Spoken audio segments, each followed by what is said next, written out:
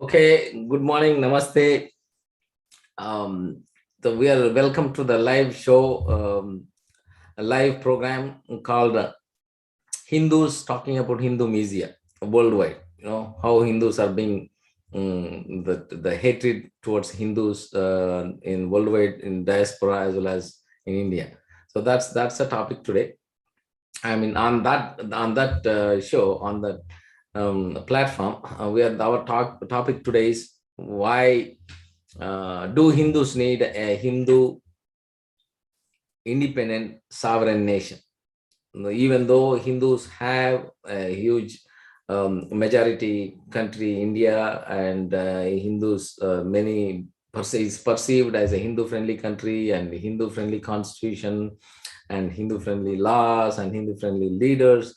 So everything seems to be hunky-dory. Not only that, we have quite presence, a lot of sizable presence in Sri Lanka, Maldives, Singapore, Malaysia, Indonesia, Bali, pretty much all over almost all the Western countries. We almost all the Western countries, we have, we can practice whatever we want as Hindus.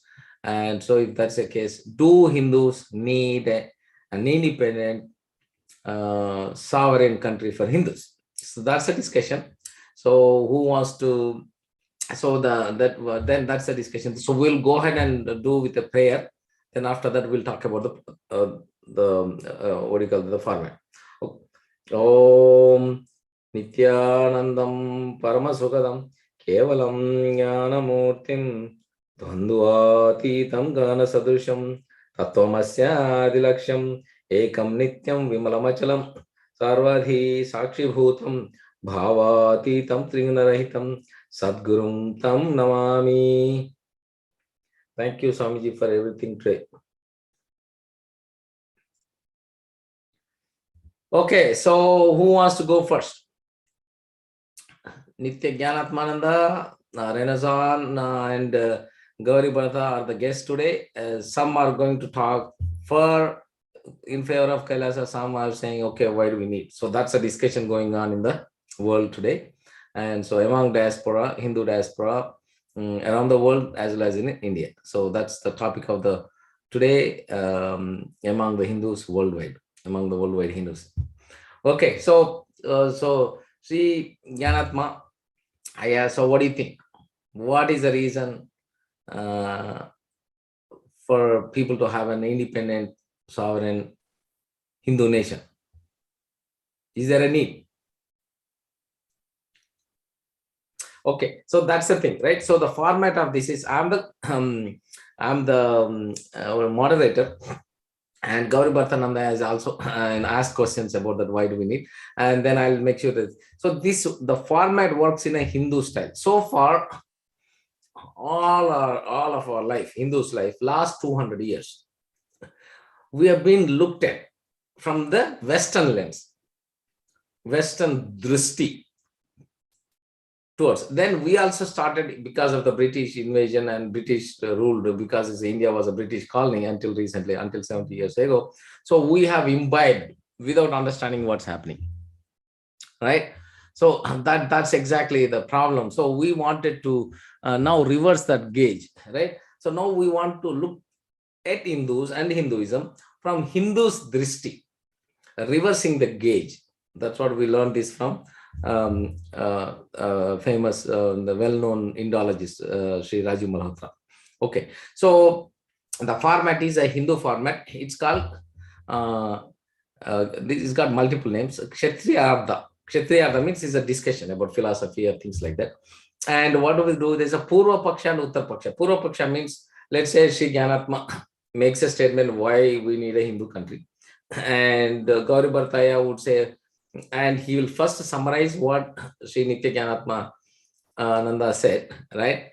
And then, so after he summarizes, Sri Jnanatma agrees with what the summarization of Gauri Bhartaya.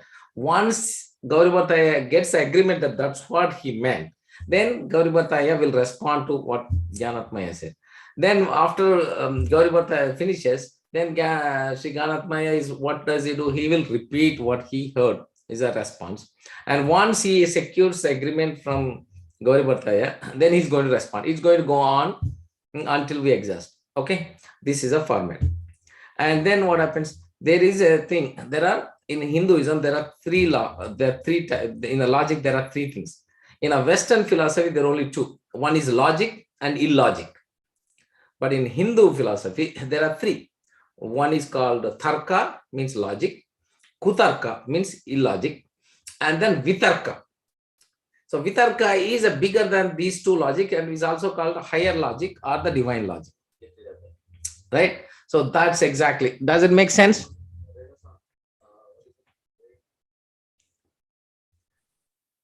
Does it make all of you?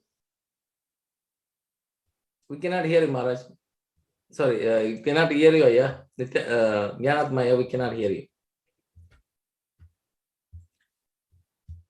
Yes, it makes sense. Thank you. Yeah, go ahead. Okay, so continue. See Gyanatmaya. So Gyanatmaya. So do you believe Hindus need an independent sovereign country, in your opinion?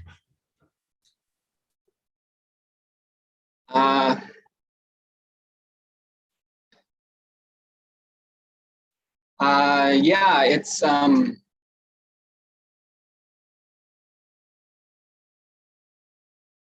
yeah, it's a kind of a thing like basically like, you know, one of the things is there's only one civilization that was living 5,000 years ago that is also alive in the same form today. There's only one civilization. Even if you look back, you could find 49 ancient civilizations. There's only one remaining that maintain that form. So there's something unique and special about it. There's a lot of different aspects about that. You know, there's things if you look at, I mean, there's many different, you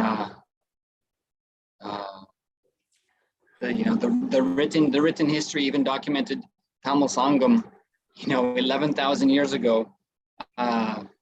There's, you know, the group of all the Hindu kings bringing all the artists, dancers, performers, writers, thinkers, philosophers to grow and preserve and enrich those ancient 56 Hindu nations with this enlightenment knowledge that liberates everyone and has a path for everyone, but it comes from a nonviolent context and doesn't require conversion or killing others. So if you want that, you know, actually it's, in this sense, even if you look at modernity, and even if you look at all civilizations, Roman, Greek, if you look at civilizations, what do they do when they grow and they're growing and they're starting to have this intention of overgrowing their boundaries? What do they do? And you know, it comes from a microcosmic level of an individual to the macrocosmic level of how the human society functions as a whole.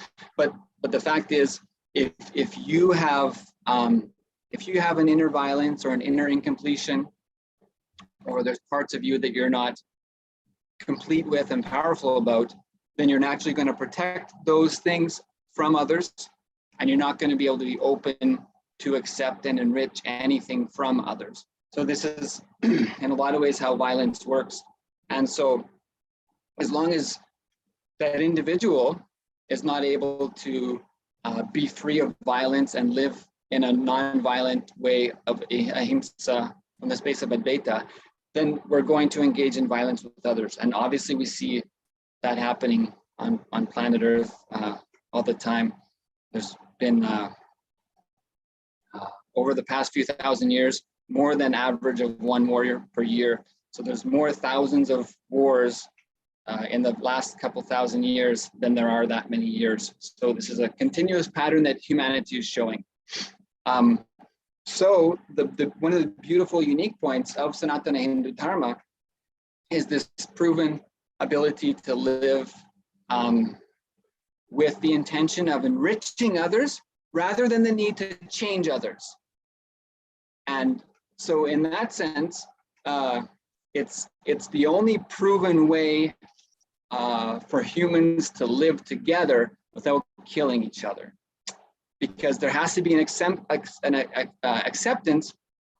that I'm willing to renounce my inner violence, self-hatred, powerlessness, and incompletions in order to enrich the society. So this is what the Varnashrama Dharma is, that is, wrong, that is how colonizers framed the Hindu society as something called caste, and that it was exploitative, because that's sort of the nature of sort of automatic human living without removing their violence, is naturally to see that violence in others and attribute that violence not to me but to others.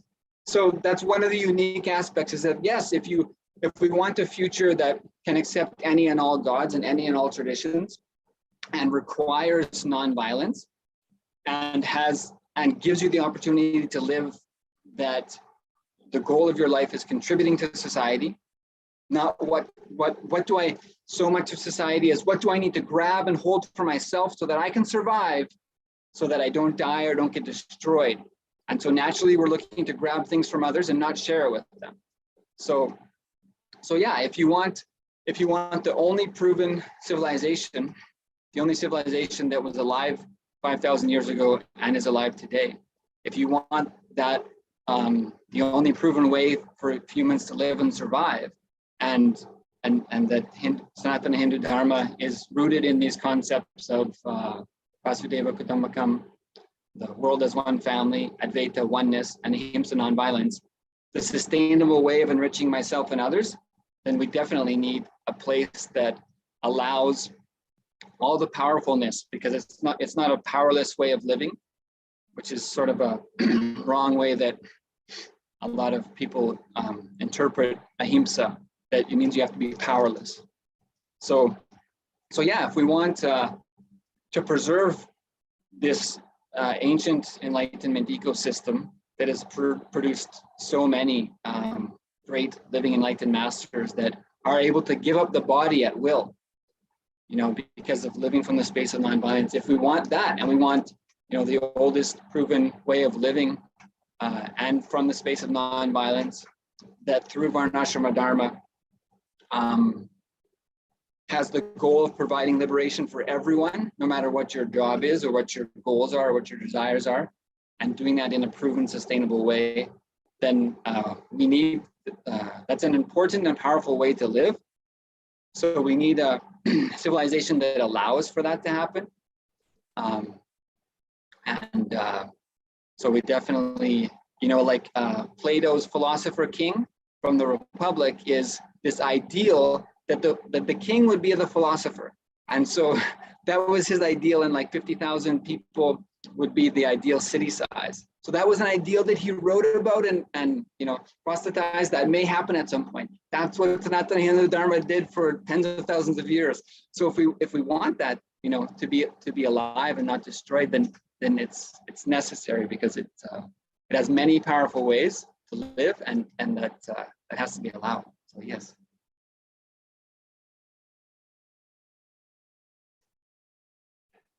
Awesome, Maharaj. Awesome, yeah. So then Gauri Bhartaya, so you can summarize and then continue. Yeah. So I'll first summarize. So what Sri Ganatma was articulating was about the root of non-violent philosophy in Hinduism, and how it has a deep spiritual tradition of addressing the inner violence in a human being, which is the root of all conflict. And he spoke about how Plato prophesied about a philosopher king running a small city state, and he also mentioned that, Sri Ganatma also mentioned that Sanatana Hindu Dharma has been running this for many centuries. And Hindu civilization is the oldest and the surviving civilization. And it is needed for,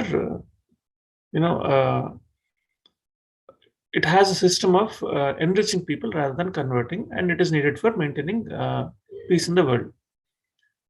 Did I summarize you correctly, completely? Yeah, I don't know if I'd be able to say complete, but yeah, I mean, I agree with what you said. So basically, What did I miss out? Continue. I mean, I'm not feeling that anything was missed. Like, did I get the essence right? Did I miss out any key points? Yeah, I'm fine with that. Yeah. So basically, a peaceful coexistence. They never went and killed others. They don't convert. Hindus don't convert. They never converted. It's been one of the oldest living civilization, and is a peaceful coexistence.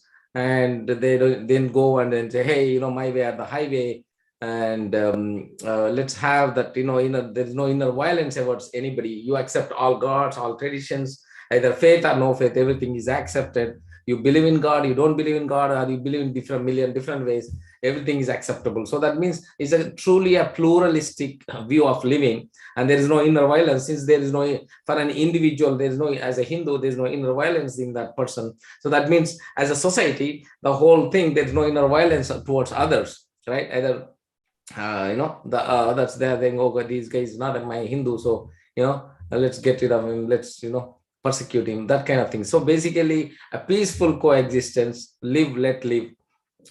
Isn't that the overall thing you said? And then you also talked about the Sangam literature, and also the kings from the south, and how they have, then enriched people. And I think that's all. I just wanted to help you out in summary. So did I add more points? Did I miss anything, or did I go? Or did I say things out of line from your thinking? Yeah, it's okay. I mean, it's a lot deeper and more powerful than just live and let live, and that it's not that anything's acceptable. It's not that.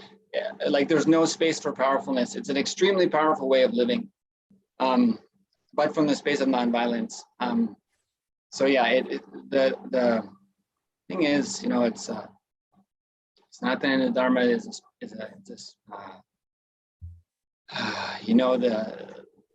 Dharma is like that, the flow of the existence. So when the sun rises in the morning, the life wakes up and lives, and when it goes down, the existence takes the rest.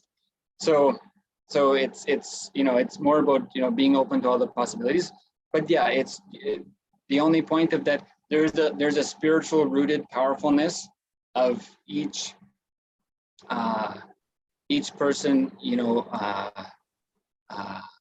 having a consciousness, and that the consciousness has a source, and we can experience that in powerful ways. So it's based in giving you a solution for why you have life, for why life exists. That's why it lasts. It's not just about being nice. It's not just about turn the other cheek. There's an intense powerfulness involved in being what you are, and being trained into ahimsa, into how can we accept or enrich everyone's life, no matter what it is, the path that they're on. So it's not so there are certain aspects to that, and there's a long tradition of living enlightened masters, which is crucial. So there are certain aspects there. It's an intense science. It's an intense science of manifesting consciousness, that's real and works and is reproducible and is written down as a science. So those are some of the really powerful aspects, which is exactly why we need a place that's safe, where Sanatana Hindu Dharma has political legitimacy, social legitimacy, spiritual legitimacy, and it's protected. so yeah, so those the aspects, the spiritual context, and the context of consciousness, that the consciousness enters into the human body, and that is our manifestation. You know, it's like we're not speaking about a set of laws and rules. You know, even the yoga it's a coding of consciousness. It's a map of your consciousness, and that's why it works for everyone, because it addresses the consciousness manifesting in human form. So that's one of the things. Is it's not just a social system. So, and those spiritual, you know, the spiritual context and root of that, and being that it's that we come from the perspective that the source consciousness is manifesting through each of us, and that means that we are connected at the source. And so, you know, any violence I do against someone else is violence against myself. So yeah, so that spiritual context cannot be removed, and the spiritual powerfulness, and that context of consciousness manifesting as and through us. So there are those sorts of aspects, which is the grand narrative of Hinduism, is that again and again, when the collective consciousness of humanity becomes degraded and lowered, the pure consciousness manifests in human form on planet Earth to dispel the delusion of the humanity. This is the grand narrative of Sanatana Hindu Dharma, that again and again, time and time again, the supreme consciousness lands in human form to liberate the humanity. So that context cannot be removed and cannot be overlooked, because that is the cycle of consciousness spending a short number of years, 70 years, 100 years here, and then you know, that life came into this body. When this body falls down, that life has to go somewhere else. And when someone's body is laying on the ground, you don't say, there they are sitting dead. You say, their life left the body. There's their dead body. So that life is going some other place. So Sanatana Dharma addresses that, not just 70 years on this planet.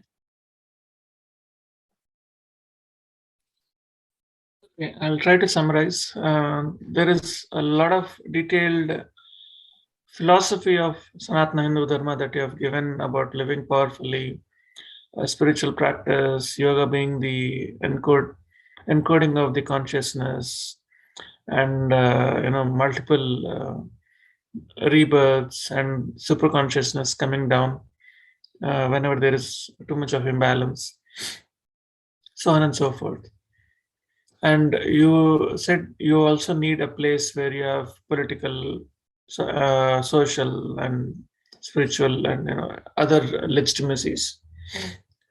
And that is the reason that you want a Hindu nation.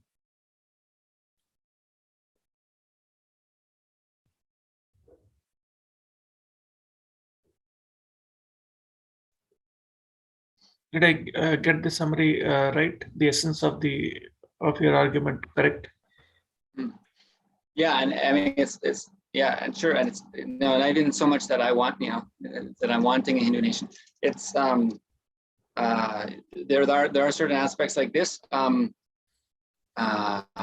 know, this ancient science that is created. You know, Vivekananda, Yogananda, Ramana Maharishi, Bogar, Patanjali. You know, yoga, Ayurveda is so well known around the world for so many reasons, and you know, the number of miracle temples in India is unbelievable, and you know, it's you know, it's a concerted attack on humanity that is not made, you know, one of the most popularly known things on planet Earth is these incredible temples, Kailasha Temple, Ellora Caves. You know that is not, you know, known to humanity and made as a big deal. But yeah, so it's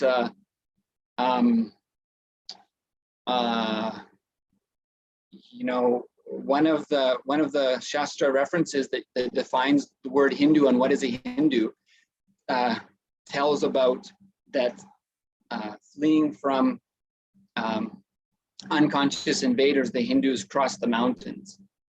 And that's one of the Shastric references where the word Hindu is used. And so to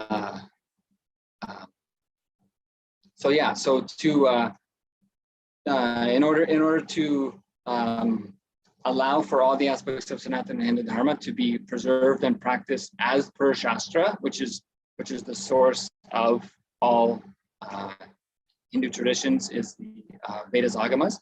So yeah, that system itself has to be allowed and protected. The living lifestyle of living as per Vedas Agamas has to be enshrined in constitution.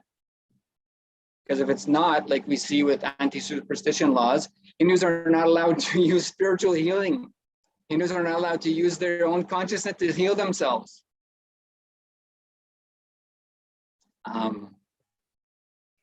So many things, fire walking, lemon piercing, so many of these solutions for getting an immunity boost without using addictive pharmaceuticals that cause harmful long-term side effects.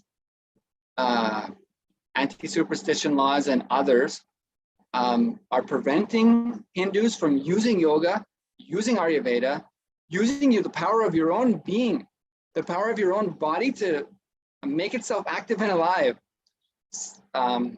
So legally making it illegal for you to use the power of your own existence to live and to manifest yourself as powerfulness. Literally, the legal system is written that you cannot do that. So not even speaking even of Hindus or Hinduism or Sanatana Hindu Dharma, but for you to be able to live in the powerful way that is non-violent, and for you to keep your body happy and healthy by doing these immunity practices, such as fire walking, lemon piercing, etc. Spiritual conscious healing, so literally, the legislation comes from the inner self-hatred, lack of acceptance, the low inner image of the humanity, feeling that violence and instability and frustration comes in the form of legislation that you are not allowed to heal yourself, that you cannot do that. See, I don't know how you can heal yourself. I don't know how to do it. Then how am I legislating that you cannot?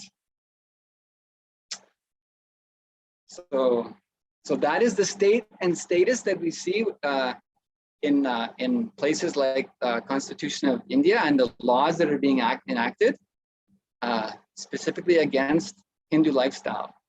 How can anyone say you're not legally permitted to heal yourself by using your own consciousness? That's what yogis from time immemorial do. When Hindus have a problem, you sit and manifest a solution. Create that space inside and it manifests outside. That's what we do. So that violence is happening to not let the Hindu sit. Don't let the Hindu guru sit. Giving a court order to silence a guru. Cannot speak. So this attack comes from the inner violence to say, I'm not settled with myself. So naturally, I know the violence that goes on in me. When you're sitting, you must have the same. So before you kill me, I'll kill you. So it comes in the form of legislation. But yeah, from that point to say that you cannot legally, so many traditions are even banned. Avoiding to remember the name, but rolling, you do a circumambulation of a temple by rolling. You put water on the ground generally and you roll your body. It's an extremely powerful practice to remove violence and laziness, tamas, from the body. Even that practice is banned. Women, female bodies forced into Sabrimala temple, which is an ecosystem specifically to heal and with other purposes, specifically to heal male bodies of that violence. How many problems in society we have with alcoholism, male violence against women, male violence against each other, drug abuse. The Sabrimala ecosystem is to make sure that they do the practice 42 days per year. They get the blessings from everyone in the community to make sure the males don't have violence, are not having a eating habit that is violent, killing others, not taking alcohol, abstaining from lustuous relationships, and binding together the male members of the community to exhaust that violence that comes from the buildup of testosterone and so many things. Yoga is giving that liberation to an entire civilization just in a simple celebratory practice. So so the female reproductive system moving into that strong energy field that is specifically designed to heal the male body system is very detrimental to the female body, and also that in those scenarios, that strong feminine energy can have an impact on the delicate balance of that system. So the legislation is destroying your ability to live non-violently, to drop your violent patterns. How can a legislation say, you're not able to join with your brothers and sisters and go on a joyous, non-violent practice every year to make sure that you're living non-violence, not exploiting each other, not exploiting women? So when it goes to that extent, then yeah, you need a protection from that.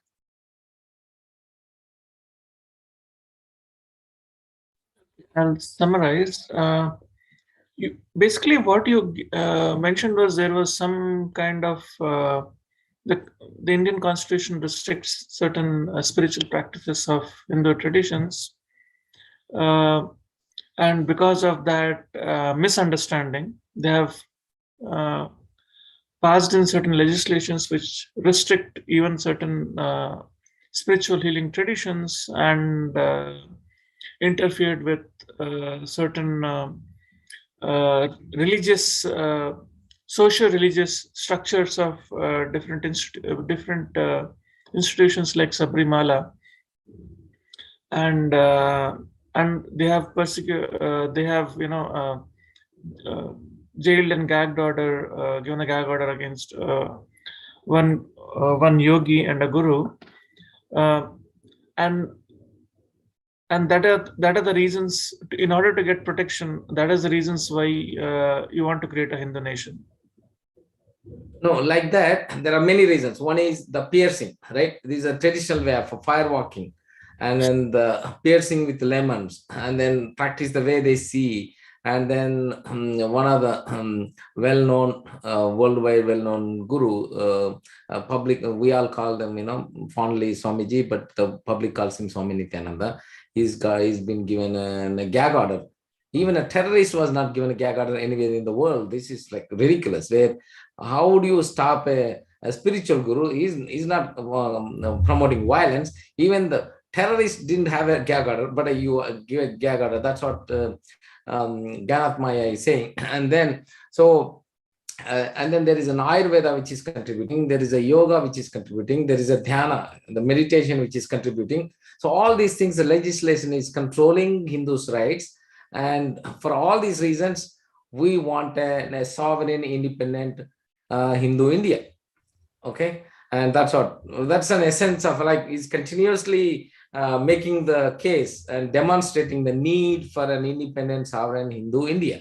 Hindu nation anywhere in the world, right? The India is all, even though it appears to be, and it perceived to be a Hindu-friendly majority, the Hindu-friendly leaders, Hindu-friendly constitution, Hindu-friendly laws, even though it's perceived in India and across the world, worldwide, but in fact, actually, Hindus are being persecuted in their own country, and that's why there is a case. That's why Sri Ganath Maya is saying that Hindus need an independent, sovereign country for Hindus, period. Everybody can come and live there, but that's what it says, peacefully. Somebody wants to pursue their, like the American ideals have that pursuit of liberty and, and peaceful coexistence, and then do whatever you want to do, and, without hurting others, right? And similar concepts, he says, Hindus do not feel they have the freedom to pursue their religion without being persecuted, curtailed, and legislated. And that's what he's saying. What, in addition to what you said, just I summarized for you, so just helped you out with what it is. So Gyanatmaya, so did Gauri Bharta and me summarize all the points what you made? Did we capture an essence, or did we miss anything? You want to add, modify your thing before he responds? Yeah. So it's good. So the thing is, even in that extent, hey, it's not what I want, it's needed. Yeah, oh, it's not wanted, it's needed, it's required, it's mandatory. That's what you feel, right? It's not allowed. See, nearly 1 billion Hindus living in one country. Like if you look around the population of the United States, 370 million, Canada, 335 million, near 1 billion. See, if you look at all the world religions, how many billions of followers they have, and 2 billion living Hindus around the world. 1 billion Hindus nearly in one country, but not legally allowed to teach Hinduism in your schools, in your public schools.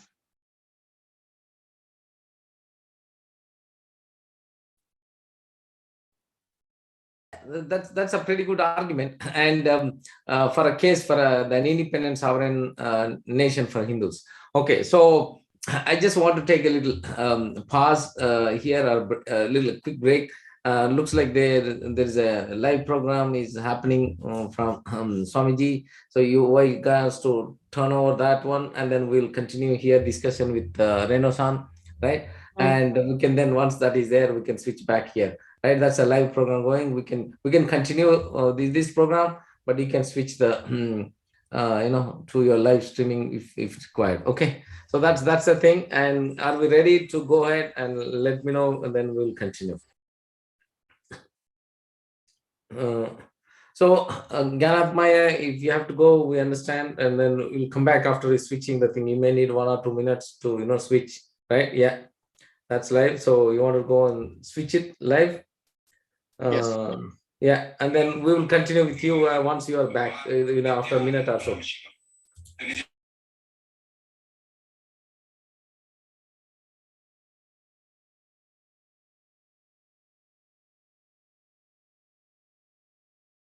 Yeah, go ahead, and then we'll continue. So, Renasanaya, welcome to the to the show.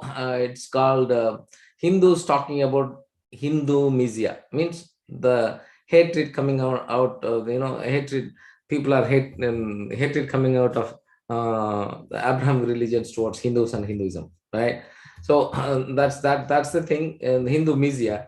So that's the platform or the show. And then today's topic is, do Hindus need an independent sovereign nation? Okay, so that's the thing. So in addition to what Gyanat Maya said, do you want to add in support of Hindu nation? Go ahead. Yes, definitely. So there's 2 main points that I want to bring up here. One is, see, Sanatana Hindu Dharma, the civilizational ecosystem, the civilizational nation, is a space where the survival needs are grounded, met. There's no insecurity about survival in every level, whether it's societal survival, physical survival, even the survival, like this kind of mentality of survivalness. It is completely made redundant because it has been already so grounded in the ecosystem itself. Food, education, water, all these things are it's part of the infrastructure itself. And because these are spaces where the insecurity is not there, we're able to go beyond that, inclusive of survival needs. And that's why we've been able to do such rigorous R&D on the conscious sciences, being able to do things now, being able to do things 5,000 years ago that are only being started to be developed today through things like electron microscopes. There's one example where the Rishi Shushruta, he was able to literally document the 5 layers of the human baby's skin and the diseases that which come out of these 5 layers of skin later on in life. This is not something that you can see without an electron microscope today. It's something that we can only see today with an electron microscope, but he not only knew about that more than 5,000 years ago, but he elaborately documented what these 5 layers of skin are, what the possible diseases that come out of it later on in the in the being's life. This kind of science we had available back then. Why? Why did we have this kind of knowledge even available? Because the survival need was not only met, but it was part and parcel of the whole ecosystem. And so we were able to go to the next level. We were able to go to the level of luxury now. But the problem today, we've started from survival, the grassroots level, and then we started moving into the luxury kind of things. But in that process, we started to drop pieces and pieces of survival. So we're living in luxury without survival. And that is it's silly conversation, actually. We feel like we're living in luxury, but completely our survival needs are not met. We're going left and right, talking about how luxurious we are, how much big things we have, but the survival needs are not met. What is this? It's a complete hypocrisy, actually.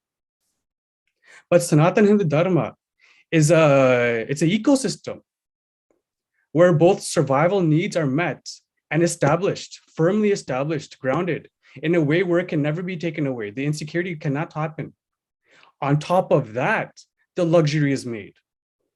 Every kind of luxury, whether it's currency, political power, conscious sovereignty, every kind of luxury is built on top of that grounding of survival need. The survival need is completely attended to. So that's one. It's a space where today, the ecosystem, it's not a luxury, it's a necessity. But unfortunately, we've forgotten that. We've started to drop pieces and pieces of this survival need for the sake of luxury, losing the survival need itself. And now this space of insecurity is there. And we can see that just looking out the window. So that's one, the space where ecosystem is a survival need. It's not a luxury. Number two is, okay, so this kind of civilization, this kind of ecosystem exists, this kind of culture, heritage, it exists. Okay. But why is it being so attacked? Why is it being so persecuted? Why is all these things happening? I cannot give a solid reason why it's happening, why it's happening the way it's happening. But one thing I can say is a very powerful tool in the tool set of genocide is amnesia. And so how amnesia is used? It's used by creating two things from two sides. One is creating fear and worry about the culture that you're living in. When you start creating that kind of ecosystem, for example, when you start attacking Hindus left and right, the insecurity about the Hindu lifestyle starts to happen. The fear about the Hindu lifestyle starts to happen.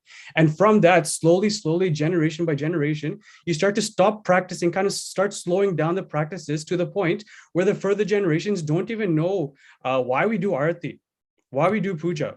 And because we don't know why we do what we do, then this civilization starts to get lost. For civilization to last, we need both the how and the why. So this is one side. The other side is completely just directly killing the people, directly killing generations of people through either like through starvation means or directly physically killing the people. That's another way of amnesia also, in both ways, whether it's through missionary, militant, and militant missionaries, or by direct physical genocide. Both ways, the amnesia starts to happen. The amnesia of the civilization starts to happen. And then you can start inserting your own ideas. You can start inserting, okay, this is the best thing, that's the best thing, because you don't know any better. Because the context is not there. After generations, that knowledge is lost. So these are the two main points that I wanted to bring about for why Hindu civilizational nation, why we need a Hindu nation, is the ecosystem. It's a necessity. It's not a luxury. We cannot take it for granted. But because we're taking it for granted, we're starting to forget why the ecosystem is, why we need the ecosystem. We start to forget the how and the why. Without the how and the why, the civilization gets lost, destroyed in the course of time. So yeah, this is what I wanted to share today. expanding on Sri Anatma's point, actually. Okay, so okay, good. So now, okay, so he's added more to in defense of having an independent sovereign Hindu nation is a necessity, not a luxury, and how historically the Hindu lifestyle, Hindu has been destroyed systematically, either through physical violence or through starvation or through mimicking them and using the amnesia of the people or the society and creating ignorance, and then bad mouthing in all media, like in academia, and then the mass media, either print media or the electronic media, and everywhere possible through a discourse and continuously attacking and attacking and attacking. Now the people don't know what they are doing, why they are doing. There is a huge amount of knowledge systems over there. Like, for example, you have quoted about the Sushruta, the Acharya of, the Ayurveda Acharya, Sushruta. He was a surgeon, and he is well documented 5,000 years ago, the five layers of a skin and what could be the possible diseases, how to treat them. And so how could it possible today? Even today is not possible without the sophisticated the technology, but in olden days there's no. So the knowledge systems which was really helping the human civilization and human society, and in a very natural, environmental friendly, and without any side effects and things like that. That the knowledge system was there. It's been continuously, systematically, it's been badmouthed by the colonizers, invaders, and coupled with the missionaries. So there is a huge amount of conspiracy going on against the Hindu civilization, against the Hindus and Hinduism and Hindu lifestyle, that in turn, and then created a tremendous amount of survival. The financial security is not there, and physical security is not there. Continuously it's been demeaned, derised, and it's been attacked. So because of that, the olden days, the survival needs are met. You don't need to think about where the next meal is coming for. So all you do is in focusing on your passion, serving the society and pursuing your life. It is best without thinking of the physical safety or the physical security or the financial security or any. There are no insecurities there. You just pursue what you want, and your lifestyle is absolutely free to pursue whatever you want. You are not forced. Oh, only you just pursue this, I'll pay for you. If you don't do this, you are finished. That kind of things are not there. So this is what I have made notes. And did I miss anything? Food, education, security, survival needs, and the research and rishis. Yeah, I think pretty much I made quick notes, and then this is what I did. And so the Gauri Bhattaya, you wanted to add anything which I missed of Renaissance? Then you can Yeah. Just to summarize here, so basically what he was articulating was there is no system of direct to Renaissance, not me. Yeah, direct to Renaissance. So what you're articulating is that you have created a system rooted in consciousness where it is not built on fear, right? Because all your survival needs are taken care of. And that is why there was great advances that were done because of that. And you gave Shruta as an example, right, of medical advanced understanding of human body. And what the current world is doing is the other way around. Even though you're living in luxuries, but your basic fear is kept alive. And today such a system is not allowed to exist. That is why that's your case for Hindu nation. Yes, I would say this is correct.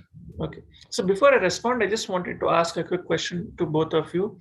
So when I say that both of your arguments for Hindu nation are a human rights case, am I correct and fair in stating that?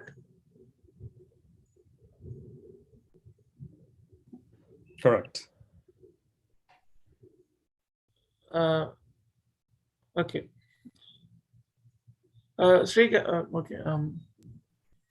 Gyanatma, is my understanding correct? But your argument for a Hindu nation is a human rights argument.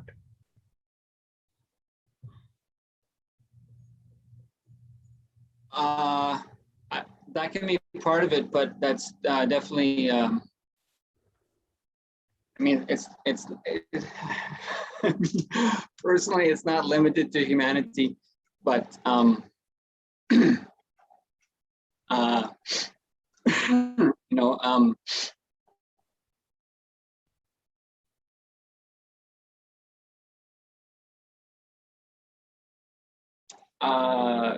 it's yeah, it's there's a I guess one of the ways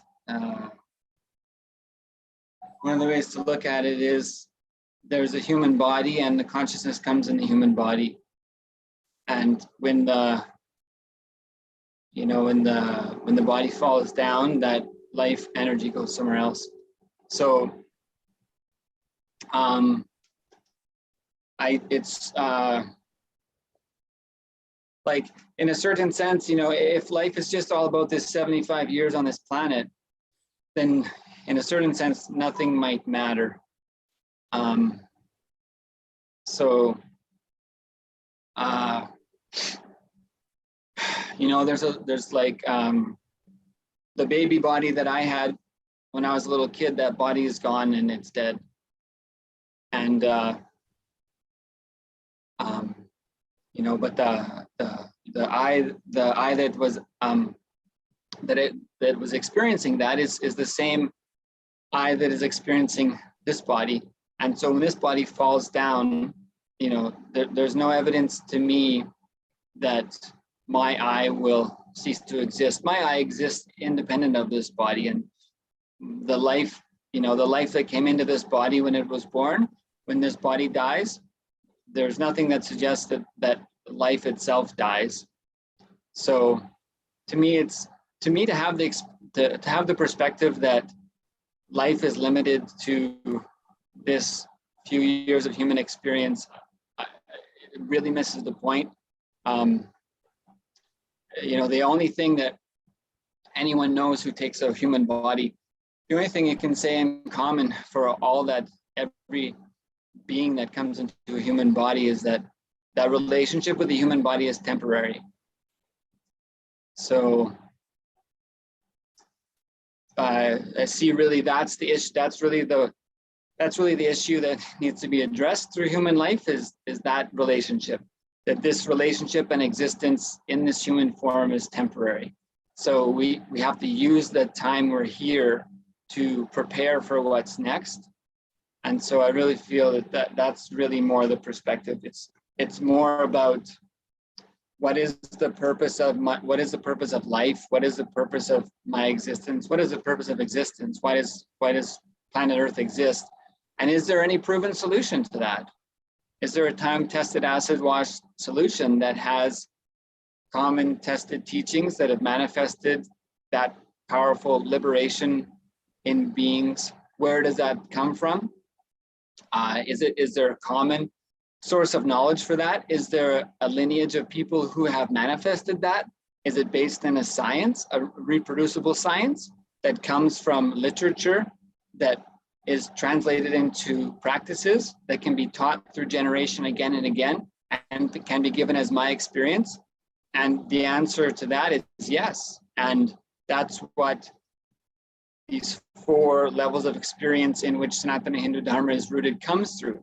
The Shastra Pramana, the original scriptures, the Apta Pramana, the lineage of enlightened beings who manifested liberation through those scriptures, the Atma Pramana, and the possibility for a currently living enlightened being to exist from the same principles of the Shastra Pramana and the lineage of the Apta Pramana, to manifest that as their experience now, and the Sakshi Pramana, the possibility for me to have that liberation experience through the initiation of that living enlightened being that comes from the lineage, the Apta Pramana, and comes from the source, the Shastra Pramana. So to deny a consciousness that takes birth in a body, their purpose, you can go down into delusion, but even if you go into the space of delusion of being a stone, eventually some number of millions of years in the future, another stone is going to hit you and going to start to wake you up. So as much debauchery that people may go into, the only liberation for you is realizing the source of you is the source of all things. And identifying with that, that's the only end game for anything that gets manifested out of life, is realizing you're part of life and living that you're part of life. So it's certainly not limited to a human experience, and it's not limited to planet Earth. But there are certain human rights manifestations that will be recognized by different human communities around the planet and will be protected through that lens. But Sanatana Hindu Dharma has a much bigger purpose. But certainly human rights, if I'm in danger of being killed because I'm manifesting the purpose of my consciousness, then from a legal or international perspective of protecting human rights, then it is one component. Okay, so you're making, if I have to put it in one line, you're making a spiritual and human rights argument for a Hindu nation.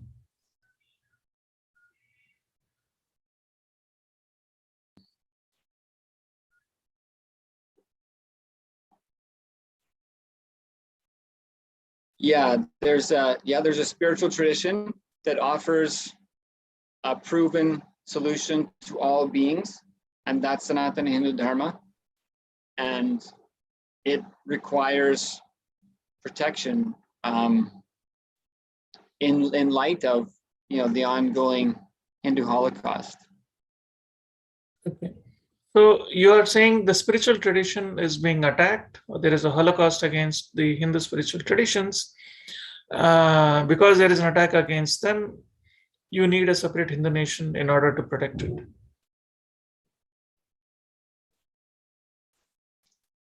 Yeah, Hindus need a safe place to live Sanatana Hindu Dharma.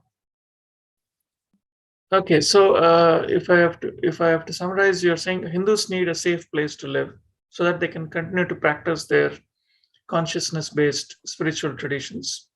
And because there is Hindu genocide, you need a safe space to protect them, and that is why you need a Hindu nation.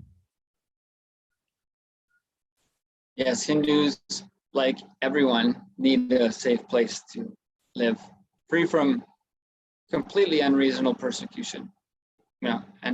And also, religious-based persecution, etc. Okay, so to protect them from persecution, you need a Hindu nation to protect Hindus from. Yes, and to preserve the tradition, the only living civilization of more than 5,000 years to today. Okay, so to protect the tradition and to protect the people, you need a Hindu nation. Yes, yes, evidentiary based in the persecution of Hindus, going back in the past few hundred years and more. Yeah, it's clear in the reduction of freedom and the continued persecution that, yes, Hindus, in order to survive and preserve and be able to teach future generations the spiritual science of power manifestation and manifesting yourself as consciousness and manifesting the purpose of your life, in that again and again consciousness manifests through the human form to liberate the humans, to preserve that and to live it. It's evident that Hindus need a place where they are protected and encouraged to live their spiritual tradition that is seen in many other places around the world. Different traditions are protected, and Hindus need that place. Okay, so so you're just saying that you need a place to protect and preserve the tradition. That is why you need a Hindu nation.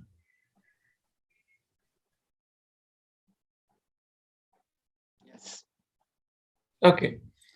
My response to both of you is, so in order to deal with the protection, all you need is a human rights advocacy group which will fight for your human rights, right?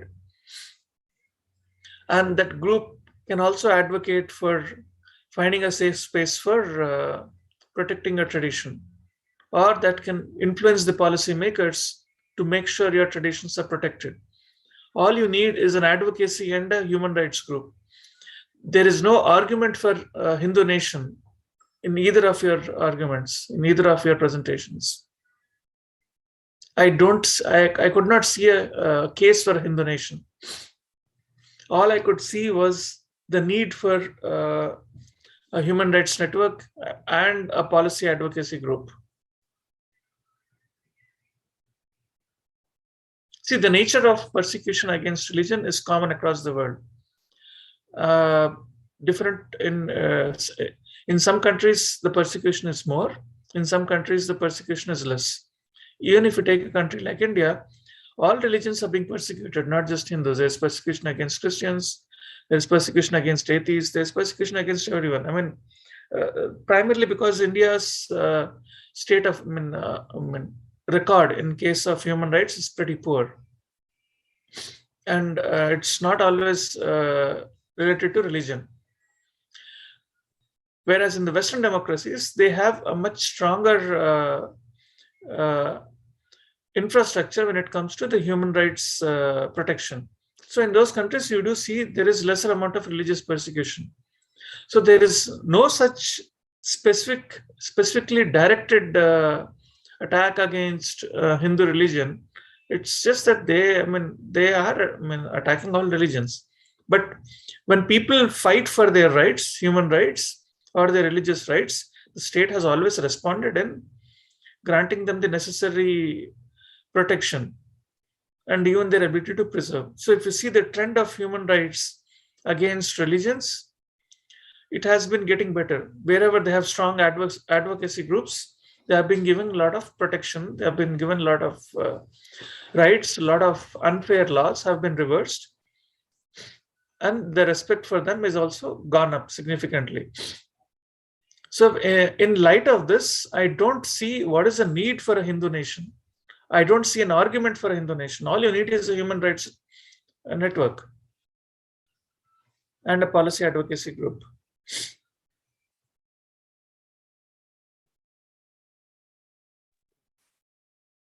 Okay. So there are countries that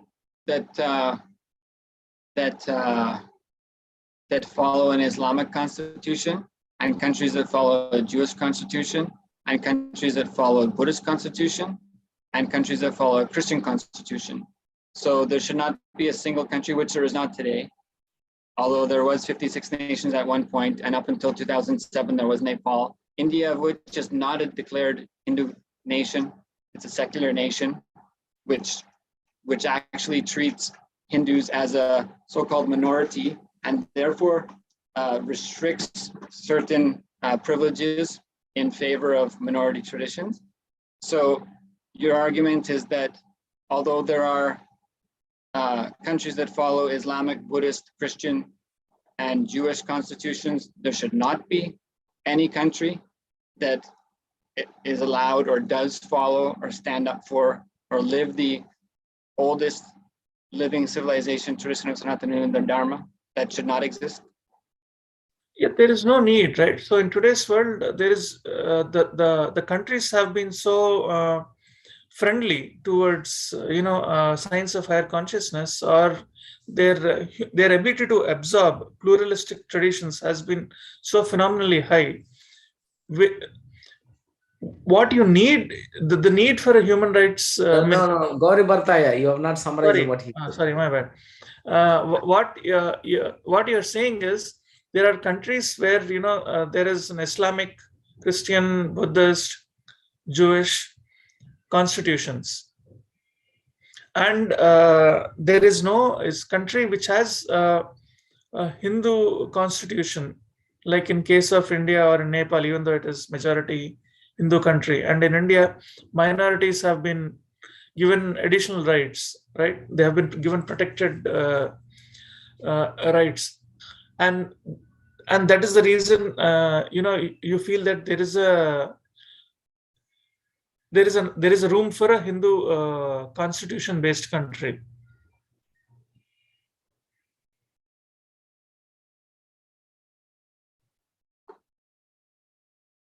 Is my summary correct? Did I summarize you correctly?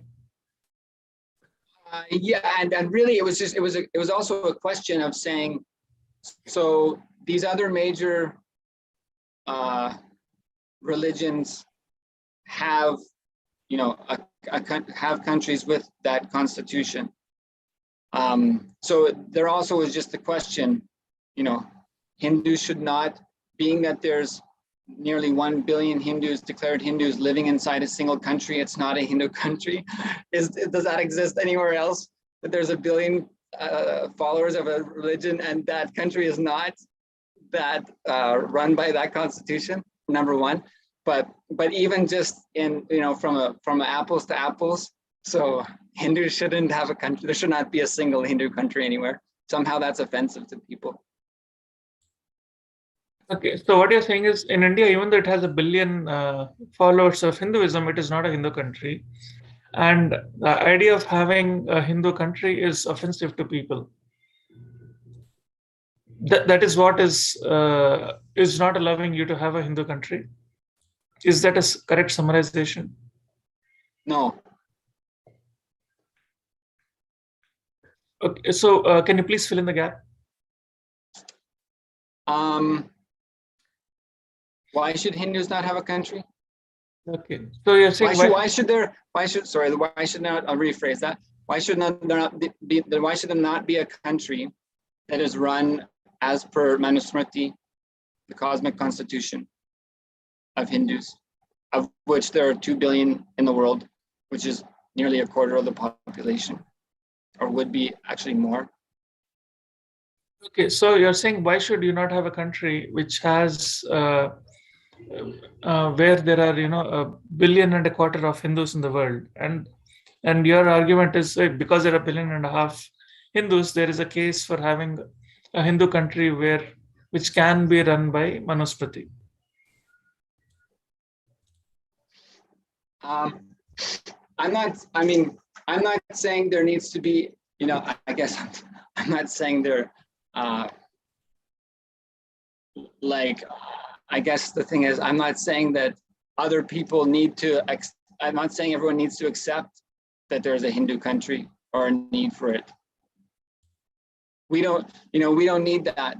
We don't need everyone, you know, it's like, I don't need everyone to accept me, right? I'm committed to the lifestyle of nonviolence and enriching people's lives. And, you know, so part of that is, although there's a lot of negativity in the world, you know, we're sworn to nonviolence. So, you know, we're not able to go out killing people.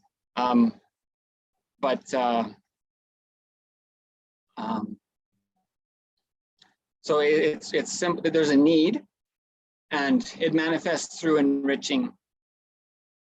It's not about asking permission. There's how many countries recognized by United Nations? Maybe 200. And so there's many more countries, maybe 70 or so, that are not recognized by United Nations. So yeah, it's not really about asking permission. So it's not really about asking permission. It's really not looking for acceptance of others. Hey, whether you accept it or not, whether you agree or not, and even though United Nations has not accepted, there are 70 countries have, so there are only 200 countries are there, but the other 70 is not there. So just because United Nations don't agree, just because the whole world doesn't approve, doesn't mean I have a right. I wanted to have my own country. There are 1 billion people living in one single geographical location. Why shouldn't we have it?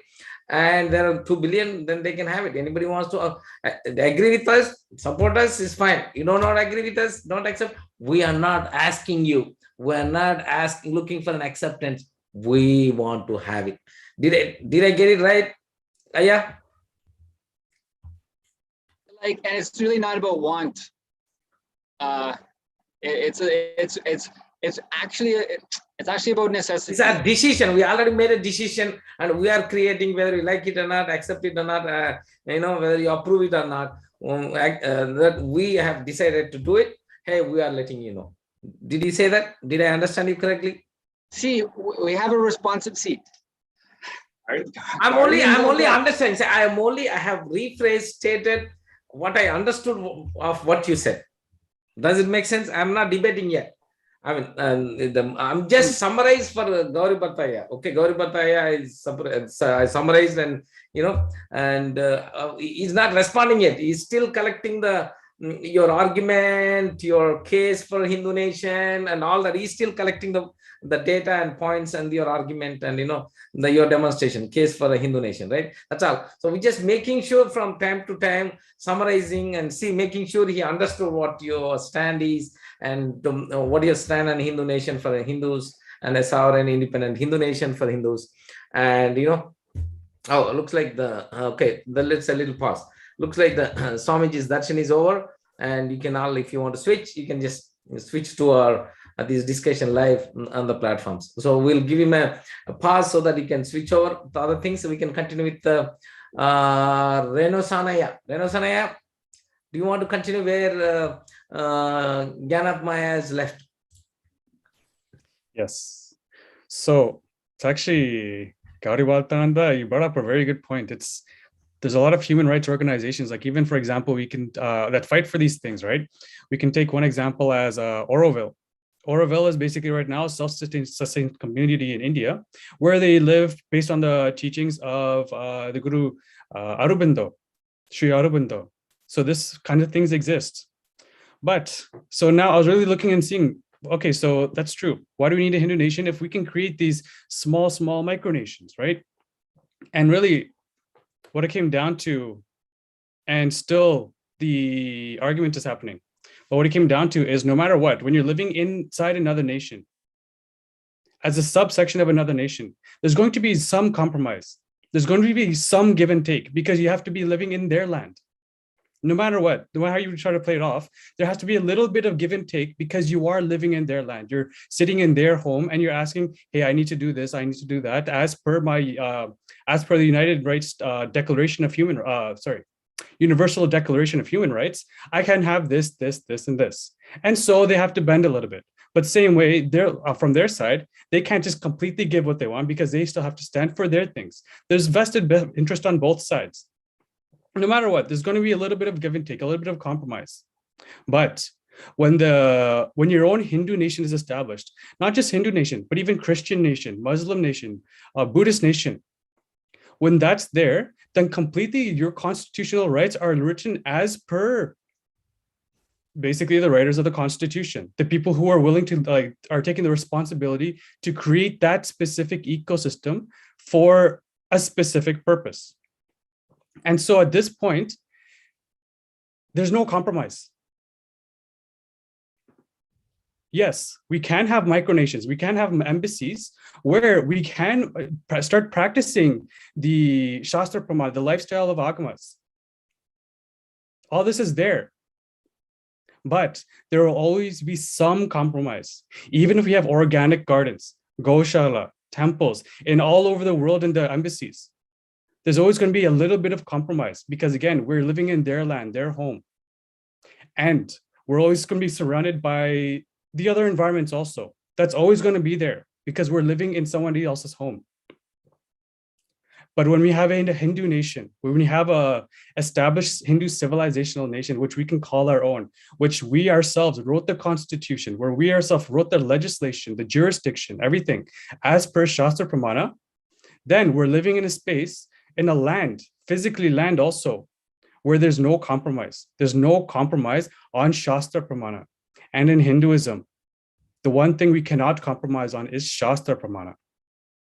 So this is my take on the question of, yes, this is basically a human, one component of it is human rights organization. It's a human rights battle.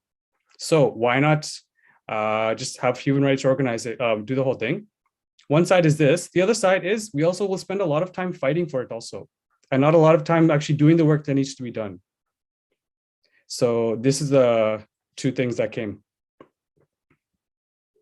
I'll summarize what you're saying. So you said it's not just the human rights. Even if you fight for the human rights, you will have to bend or you have to compromise on the nature of the constitution that you want to write. in case, I mean, because you're living on somebody else's land, right? And you gave the example of Auroville, where you have to make a compromise with the country that you're living in.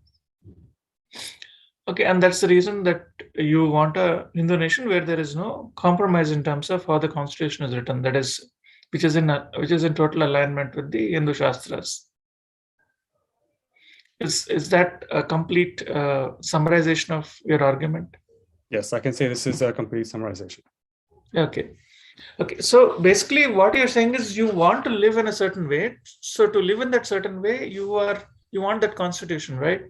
So I mean, look at India and Nepal, right? I mean, both of them were majority Hindus. Nepal was actually a Hindu country till 2007, and when India became free in 1947 from the colonial rule, it was created as a Hindu nation. See, the unified India was split into, like, two different, around 600 different entities, right? You had a Muslim Pakistan, then you had independent kingdoms, majority of which were Hindu kingdoms, and then you had a Hindu India. All of the Hindu states, the Hindu kingdoms, and the Hindu India came together to form the current India, right? And all of them together decided that they don't want a Hindu constitution. They want to become a secular republic, even though it was created as a Hindu nation. Whereas in case of Nepal, which was a Hindu country until 2007, and when they wrote a constitution, they decided to become a secular. See, when Hindus themselves are not interested in becoming a secular, are not interested in having a Hindu constitution, the argument and the need for a Hindu nation kind of falls flat, right? So when the society doesn't want it, it's very clear.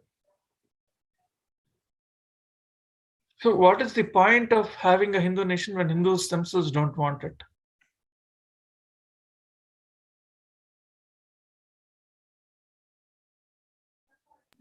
Yeah, that's my response. So if I can summarize what you said,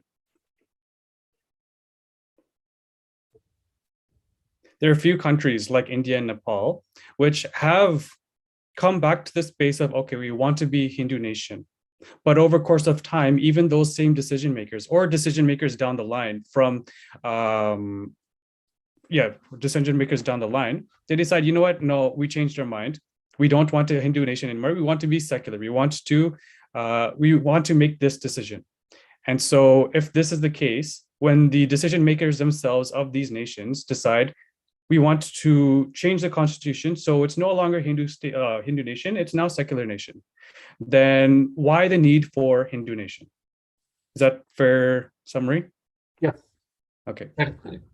So exactly same way, how the decision makers decide, okay, we don't want to make Hindu nation anymore. Same way now, again, there's group of Hindu diaspora that decide, oh, you know what? We changed our mind again. Now we want Hindu nation again. This is exactly what's happening, because I guess just to give a little bit of context, it comes back to the amnesia. Over a course of time, things do get lost when we forget either the why or the how, why we do things. Even today, we can go to any actually family, like especially specifically for me. I can share one example where I'll be working with a certain group of Hindus and I'll ask, okay, do you know why we do this, why we do that? And a lot of the time, the answer is no, you just have to do it. Once this becomes instilled, then generation by generation, the interest in Hinduism is gone. The clarity on why we do what we do is gone. And once you don't know why you're doing what you're doing, it's there's no need for it actually. It becomes redundant. It doesn't make sense to do the same thing anymore. And so you start to do other things, whatever is relevant for you, because this is no longer relevant for you. But the Hindu gurus, as the Supreme Pontiff of Hinduism shares, are the software programmers of Hinduism. Hinduism is a software which is constantly being updated, which is maintained. And so it's the gurus of Hinduism which actually serve as almost like a fail-safe to the amnesia. Constantly reminding you why we do what we do over a course of time, again and again, reminding us why we do what we do, how to do this. Both are there. As long as both are there, then the clarity of what we're doing is there. And for some time, this has been slowly dwindling for various reasons, whether it's attack or whether it's, okay, it's time to keep these things protected in a safe environment until it's time to bring it back out, whatever reasons. For some time, it started to quiet, but now all of a sudden, the voice is back. The clarity on why we need Hindu ecosystem is back. And once that clarity, this environment of clarity starts to happen, then a group of Hindus, a group of human beings, they come together and say, oh, you know what? We might have said before we don't want a Hindu nation anymore, but now we realize, okay, maybe we do need a Hindu nation. So it just comes back to the point of, okay, we decided to drop the idea of Hindu nation, but now again, that same decision, we're saying, okay, we also now want a Hindu nation because the clarity is there. We understand why it is. Maybe before we dropped it for whatever reason.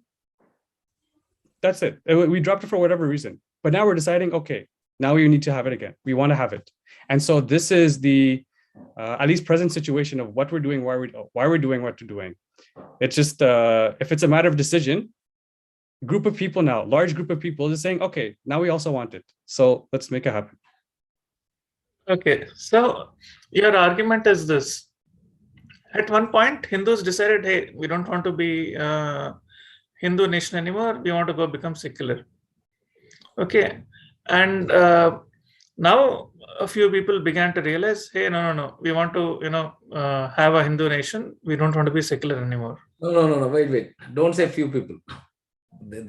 Don't misrepresent. He said, we wanted as Hindus, we wanted to have, Hindus always had Hindu nation. He said a few of us. Yeah.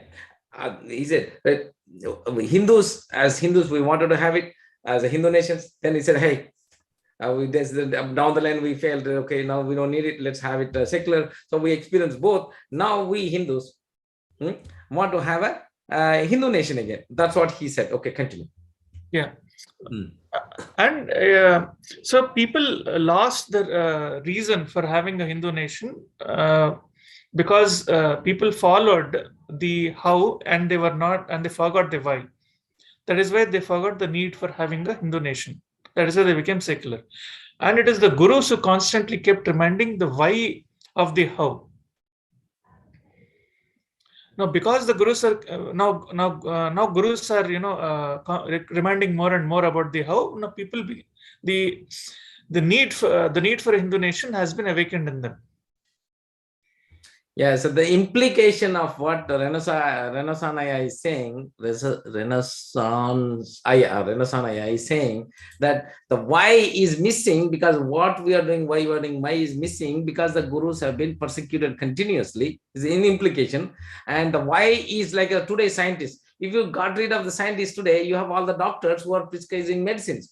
But then they don't know why. The scientists found the reason. Okay, here is a condition. Here is the thing. You do this diagnosis, give this medicine.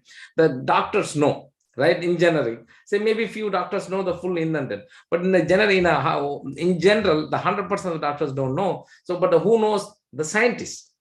If I have to give an analogy today, so the same way he's saying in Hinduism, the pundits and the people, and then all the regular people, they know what they are doing, how they are doing, but they don't know why they are doing. The why is being done, the research and development is being done, and stored, and then archived, and then all the practice, and then it's been collected in the form of education. So if you systematically destroy the Hindu Guru Shishya Parampara, so gurus are gone, the knowledge is gone over a few generations, and everything is gone. You are doing what you are doing, why you are doing, you don't know. So you are doing something, but when you ask why, you don't know because the scientists are missing. That means today's rishis are missing, and that is why he says we did both. Now we realize we Hindus again, we need go back to that, and we found out overall.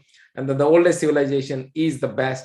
Now we want our nation back, claim back the nation, which we have decided voluntarily. Now we have decided voluntarily after experiencing both. Now we know what we want.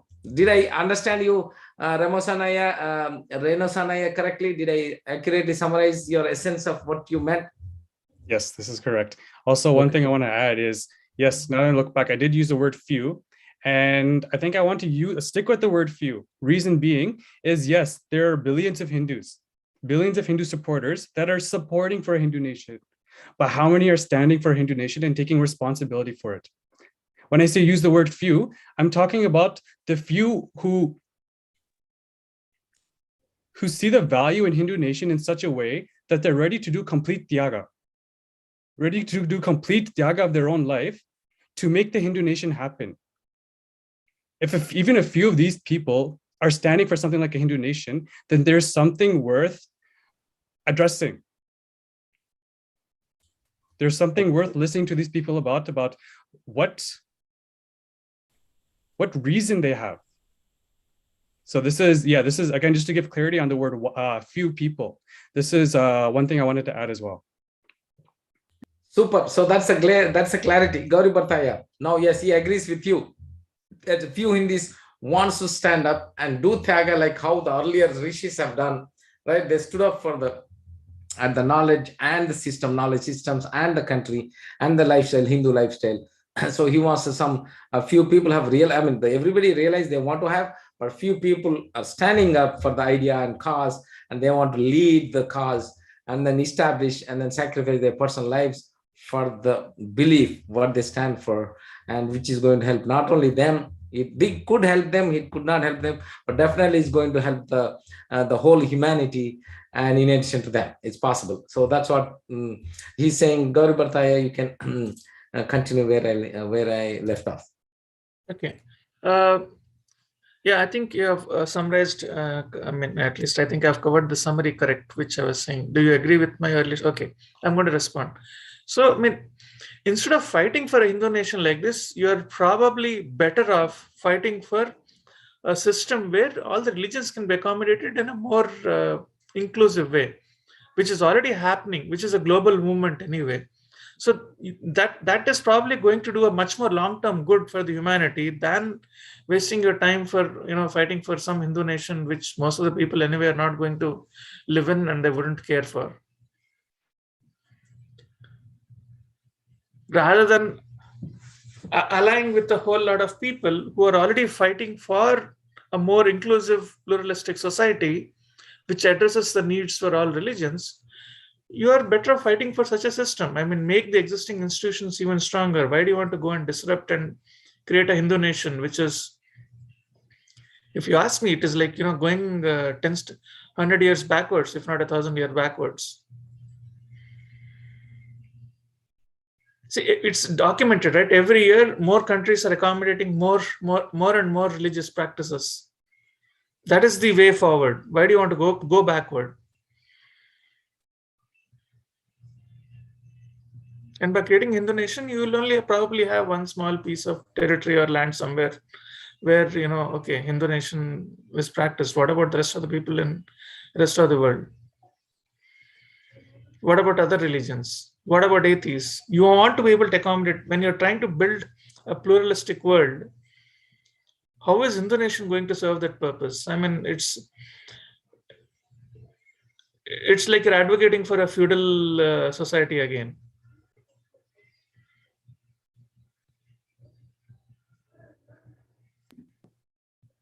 So if I can summarize, Kari Bharatananda, your point is creating a Hindu nation is disruptive of this movement to be more inclusive. Is that a fair? Okay. So one thing I can say to that is, actually, Hindu nation, it does not mean that we're saying, no, you have to do this. Like, we're standing here, you can't move. No. Hindu nation, as you said, actually, it's like, okay, we might have some piece of land somewhere and we're practicing there. But it's also inclusive of every other nation where, okay, there's an embassy there. We're able to practice and coexist with the others. Because again, Hinduism is about coexistence, right? So what I want to say to that is, the need for Hindu nation is not to put your foot down saying, no, I'm sitting here, you can't move me. It's about being inclusive of both having one independent Hindu nation where it serves as a proof of concept. It serves as a proof of concept without disrupting any other civilization, without being, how to say,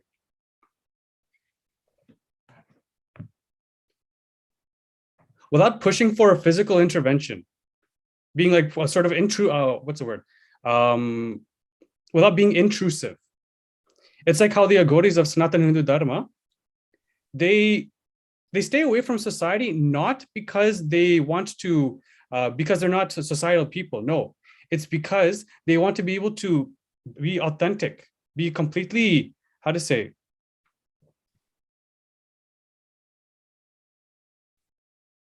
stand as they are without bothering the other people, because they know there's some discomfort. And then if they have to go into this society, then they do the clothing, they come in a way where you can be acknowledged, and it doesn't become so much of a shock. Same way with the Hindu nation. It's going to be one how to say, it's a space where one independent, unique country is there, where it serves as a proof of concept. It serves as a proof of concept saying, okay, this kind of thing exists. Same way, it's also inclusive and becomes integrated with everything else, where it's not stepping over anybody. It's not saying this is how we are. Sorry, let me rephrase.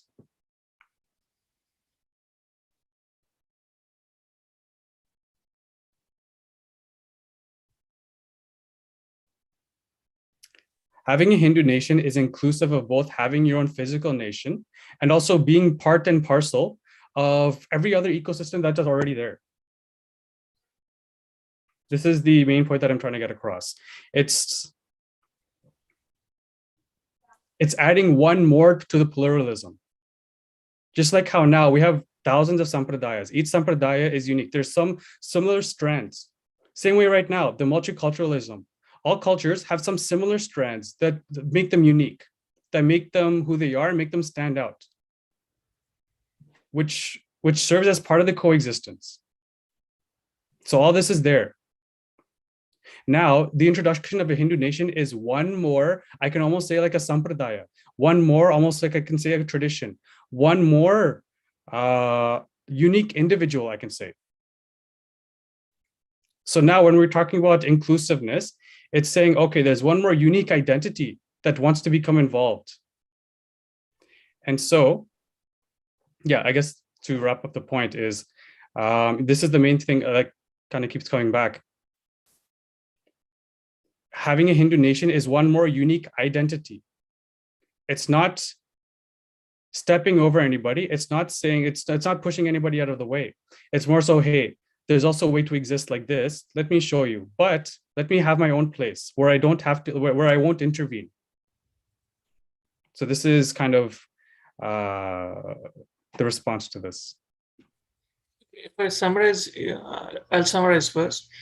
What you're saying is the Hindu nation in the global diverse constitutions, in the Hindu nation with the Hindu constitution is one more entity to the pluralistic nature of the global constitution. Like it adds one more flavor to it. It's a new flavor in the constitution, which already has a whole bunch of flavors.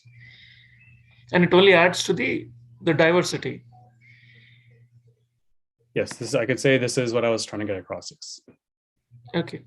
So my response to that is, what the nation states which are based on religion are relics of the past, right? Which people are wanting to get rid of, which is what you're seeing in the Islamic world. They're trying to get rid of their Islamic constitutions and make it more and more secular, because they want to be able to accommodate more religions. They want to accommodate more people. You know, that the movement to accommodate more diverse individuals is a global movement, and they're shedding their past. Now, in such a movement, why are you making a case for going a step backward where we have religious nation states?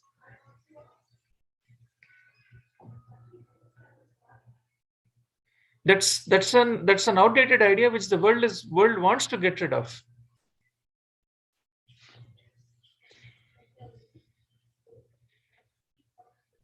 Okay, okay, I know I'm a moderator, so I'm not supposed to take sides, but can I do that? Okay, let me add on side with both the Maharaj, Modayas, right? So that's not an accurate statement if you go by the intention and the implementation of the world. There were zero, okay, there are the whole world, majority of the world had their own native traditions, and Hindu nations had Hindu nations. 56 Hindu nations were there 2000 years ago or before that. And then 2000 years ago, there were zero other Abrahamic nations as of today, and they're all native traditions. They all had and peacefully coexisted. They never, made intolerant towards other religions, whereas Hindu religions plus the native traditions were peaceful coexistence. They accepted all faiths and all paths and no path to God. Faith or no faith, they were all peacefully coexisted. Nobody persecuted nobody, right? So if you see last 2000 years, many all over the world, the Christians had a lot of countries, and like Abraham religions, if you take, Christians had like 20-30 countries, the state religion, and Islam has a lot of countries, and the Jews have, and the atheists have, the communists have, and even the Buddhists have, right? So then the whole world is going towards a state religion. If that is the thing, it's continuously growing. And recently, and the only Nepal country was also, right, on the Hindu religion side, the whole world Abrahamic religions are pushing, you don't need it, but we want it. You cannot have an iPhone. Only I should sell the iPhone. You cannot sell the smartphone, Android. Only I should sell it. You cannot have it. It's an exclusivity, man. That is where it is got the problem, right? See, you live, okay. I come up with an iPhone. Hey, you had your dumb phone, as okay. But they don't want to leave me with my dumb phone. They are making me feel guilty and then saying, hey, and if you don't accept God, you are guaranteed to go to eternal damnation. That is an individual thing. Why you want to say, hey, you're not civilized and I want you to come into civilization? What kind of an argument is that, right? You live and let live. If somebody wants to live like upside down, that's their problem. Why you want to go and then mess with that guy? So in this current trend, if you see last 2000 years, not 1 year, 12, last 2000 years, the Abrahamic religions continuously, that Hindumisia, what we are talking Hindumisia is that the hatred towards the Hindu religions continuously over 2000 year period. What has not happened, the entire civilization, human history, 10,000, 20,000 of human history, and nothing. Even the barbarians didn't do that. Even the salvages, right? Even the barbarians, the dark ages, and then the whatever the rock ages, even those people have not done what they have not done in the name of the civilized society. The so-called civilized society over 2000 years destroyed all the Hindu nations because they believe in Atithi Deva Bhava. What does Atithi Deva?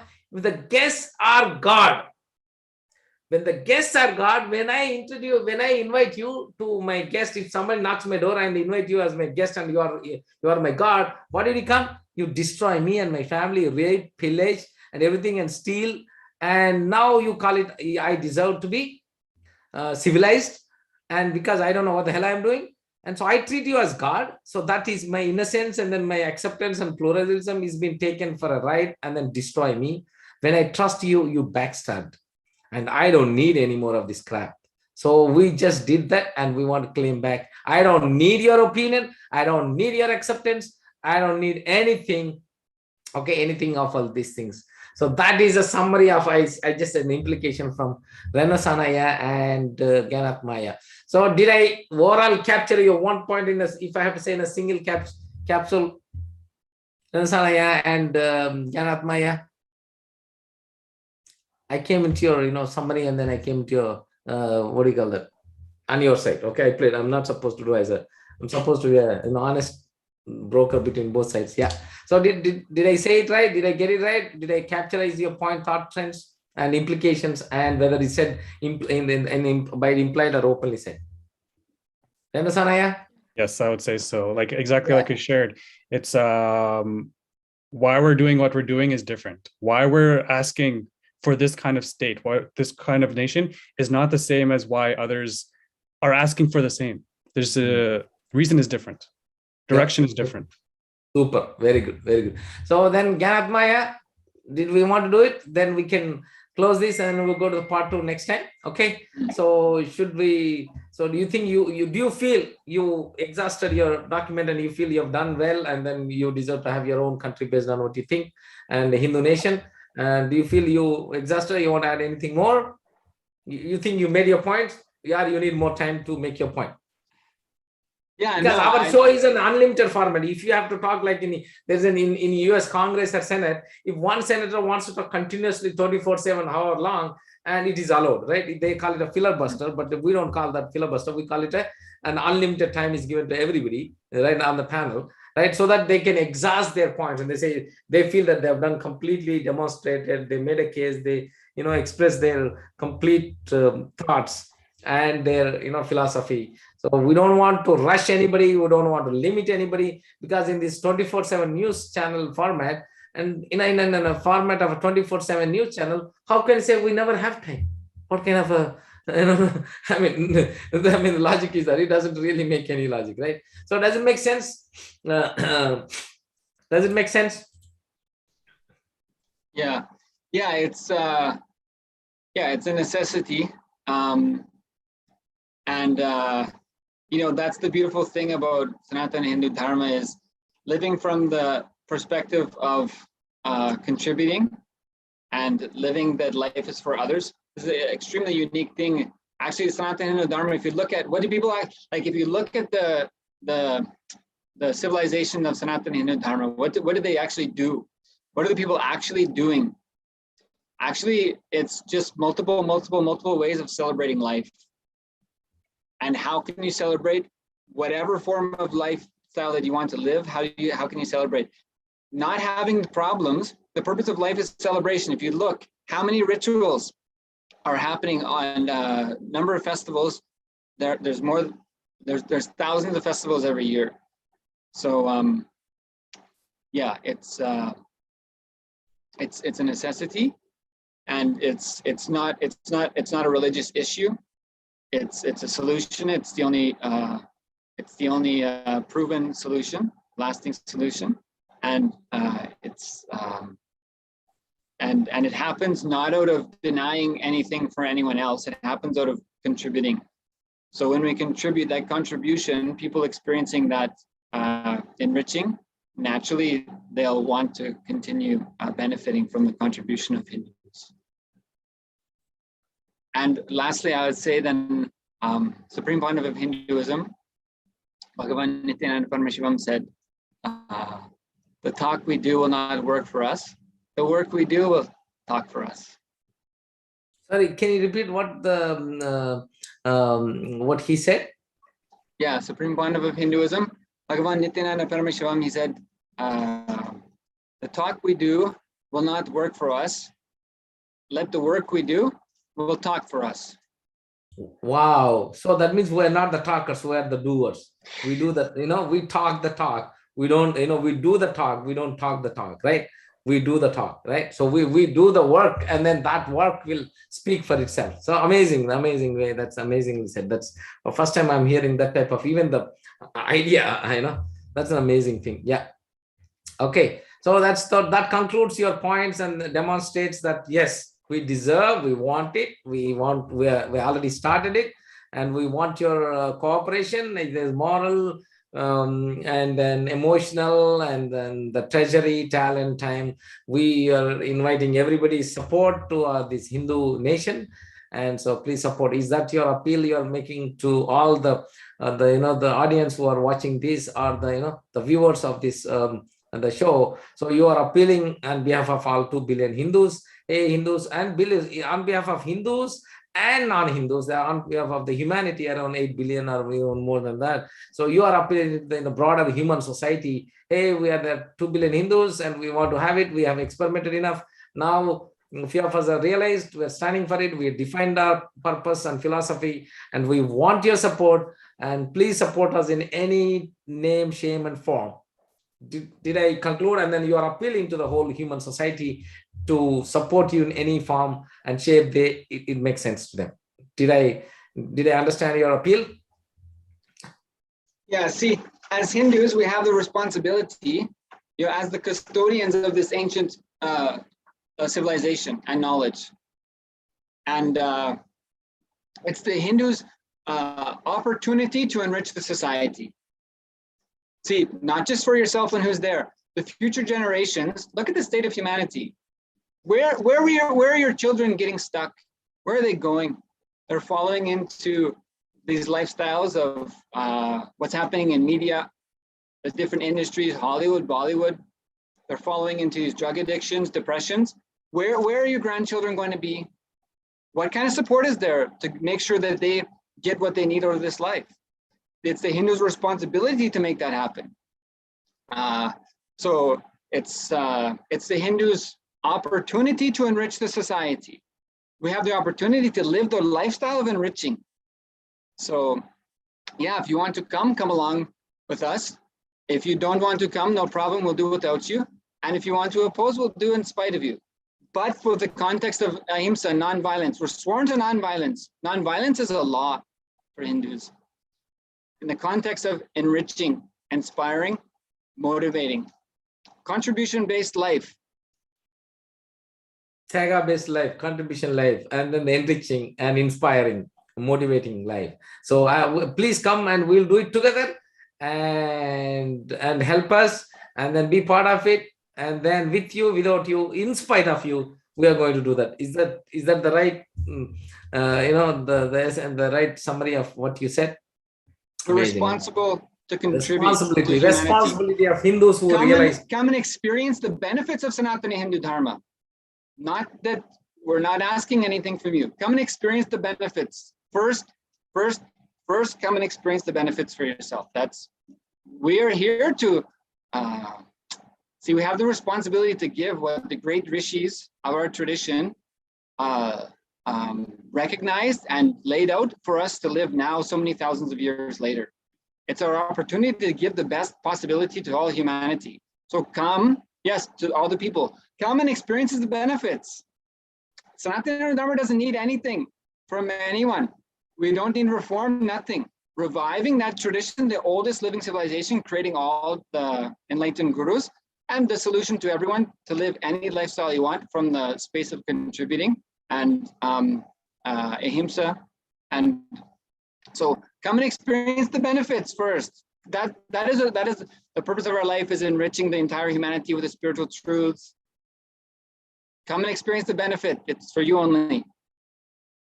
Amazing, very good. Yes, so those are your concluding statements. So you want to say anything more before I give the chance to Renu Sanaya? Okay, Renu Sanaya, do you want to make any concluding comments? Yes, actually, Sri Nanapa said it best. For Hinduism actually, how to say? Amazing. Okay. Come in and yeah, go ahead. Sorry. No, all I was going to say is just come and taste Hinduism. Just come and enjoy in Hinduism. If responsibility flowers in you, great. If not, at least you enjoyed Hinduism. But one thing I can say, at least personal experience, once you taste Hinduism and actually enjoy Hinduism, enjoy what it has to offer, just by nature, responsibility skyrockets. It flowers. It's a law of life, actually. So just come and taste Hinduism, see what Hinduism has to offer. We can see now every day, like around the world is going more and more around the Hindu practices, yogas, kriyas, the Ayurvedas. Everything is coming back and back to this. Meditation, everything. It's coming back to this. So just enjoy it. Even if you're just doing yoga daily, enjoy it. Naturally, the right things will happen to you. And now we need a safe place where we can keep this alive. Make sure it doesn't get cut into pieces. Yoga we learned today is cut up yoga into pieces to now it's just an exercise. Come taste the real yoga. You will experience the real yoga. Things like this. This is just yoga. Many, many, many lifestyles and principles. Just experience the authenticity of it. After that, you'll see what happens. So this is the main thing I want to share. Thank you. Okay, awesome. Very good. And so Gauri Bhattaya, do you want to conclude and do you want to accept like how, what's his name? Mandana Mishra and Adi Shankaracharya, this is that style, right? We don't go in a complete illogical, even though in your heart and mind, do you agree with them? Do you want to support them in any way? Or even if you support, then you feel that, as a good Samaritan of the world, you still wanted to, hey man, I may not be with you, but I still you continue all the best? Or do you want to say that? Or you want to be part of it? You wanted to like how Mandana Mishra accepted that, hey, I agree with your point of view. I think I like your point of view. Would you like to do that? Or what do you want to do? What is your stand in your conclusions, in your concluding statement? Okay, there are two aspects to it. One aspect which I agree, where you are saying that there is the need. The world can accommodate another Hindu nation, but you have not demonstrated the need for a Hindu nation. So far, it has always been based on, hey, there is another possibility, we should have it. But you have not really demonstrated a need for a Hindu nation. So I accept, half of it. The other half, I'm still not. I haven't heard any articulation on that end. Okay, sounds good. So everybody has a right to have their opinion. And so do you want to that the young the Hindus who passionately believe in it, do you want to support him even though you are half convinced? Do you still want to have the support their right to have their own country, the Hindu nation, for what they stand for? I cannot say no, but yeah, I mean, so half-heartedly you will agree, half-heartedly you will bless them, half-heartedly support them. Okay. Yeah, I Okay. mean, I'm not going to stop them in any way. Yeah, you're not going to stop. At least that's good. Right? You're not opposing and not going to do, but at least you're neutral. Okay, man, I leave you alone. I'll let you live whatever you want. Yeah, just don't bother me. I don't bother you. I'm not fully 100% convinced. I'm half convinced. Okay, that's fine. You guys let you have, and I'll stay here. Is that your concluding statement? Yes.